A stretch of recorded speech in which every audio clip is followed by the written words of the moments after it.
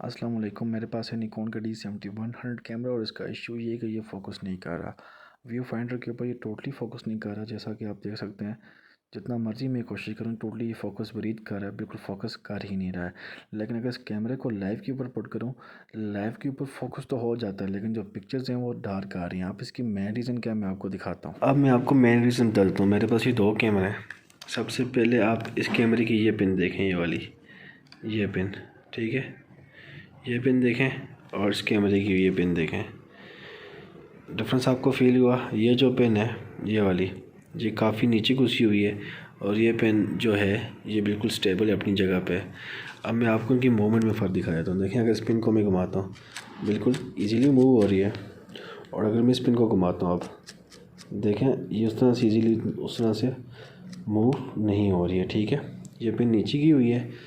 तो अभी लेंस भी दिखा देता हूँ। देखें, ये रहा हमारा लेंस, ठीक है। अब लेंस बेसिकली अटैच होता है। देखें, ये आपको खांचा नज़र आ रहा है, ठीक है। ये खांचा जाके इस पिन में फिट होता है, तभी लेंस वर्क करता है। तो अभी ये जो खांचा है ये जाके इस पिन के अंदर फिक्स ही नहीं हो रहा, क्योंकि वो पिन ऑलरेडी नीचे है। इस वजह से ना कैमरा वो व्यू फाइंडर के ऊपर फोकस नहीं कर रहा। सबसे पहले हमने इस पिन को उठा देना, उसके बाद लेंस लगाएंगे तो इंशाल्लाह हमारा जो इशू रिजॉल्व हो जाएगा।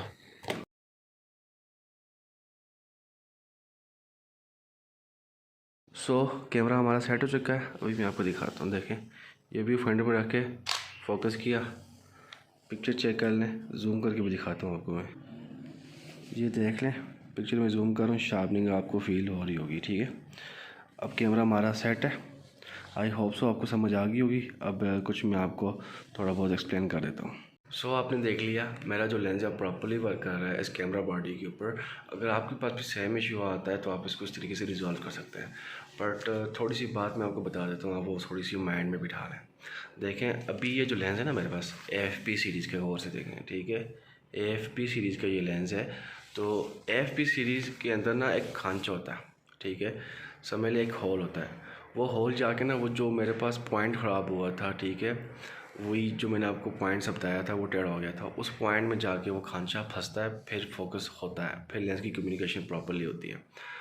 अभी अगर इसी कंडीशन में मैं कोई दूसरा लेंस लगाता, जैसे मेरे पास AF सीरीज़ का या कोई भी थर्ड पार्टी लेंस लगाता, तो मुझे ये इशू आता ही ना ऑटो फोकस का, क्योंकि उनमें खांचे वाला सिस्टम नहीं होता।